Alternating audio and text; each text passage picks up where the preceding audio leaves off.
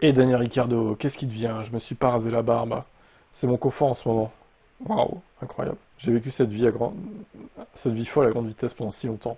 Et cette année, je me suis installé dans un peu de calme. J'ai eu beaucoup de temps, j'ai fait quelques randonnées, j'étais en Alaska il y a quelques semaines.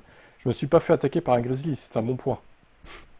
J'ai essayé de comprendre qui j'étais, d'autres que ce pilote de course. J'ai appris à davantage apprécier les petites choses, ainsi que l'importance de la famille et des amis. J'ai toujours été motivé.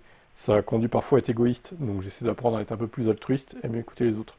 Je faisais juste le malin, mais faire le malin m'a conduit à une très belle vie. Ah ben ça, c'est sûr. D'ailleurs, son nom n'a jamais vraiment circulé pour reprendre un baquet libre, n'étant même pas pris en considération par Cadillac. En fait, je pense qu'il a publiquement dit qu'il n'était pas intéressé par la Formule 1, a déclaré Lawton. J'ai eu une enfance formidable, j'ai toujours été poussé à faire quelque chose qui me faisait un peu peur. La raison pour laquelle je me suis lancé dans la course, c'est que personne ne le faisait vraiment. C'est pour moi l'occasion de faire quelque chose d'un peu plus cool que les autres.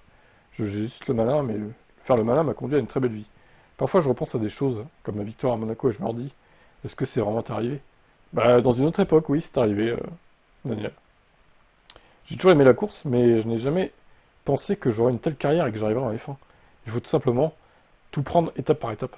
Si on regarde trop loin devant, tout paraît un peu intimidant. En fait, ce mec, je pense c'est le genre de gars qui est pas prêt pour la célébrité totale, quoi. Ça lui fait un peu peur, je pense.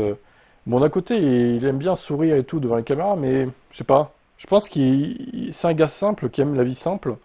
Et peut-être que le stress et les paillettes de la F1, ça lui mettait trop de pression au bout d'un moment. Et qu'il en avait ras le cul, en fait, tout simplement, hein.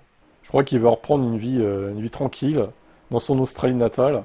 Et puis, il a eu sa belle carrière, il a eu quelques victoires, quelques podiums et tout et tout.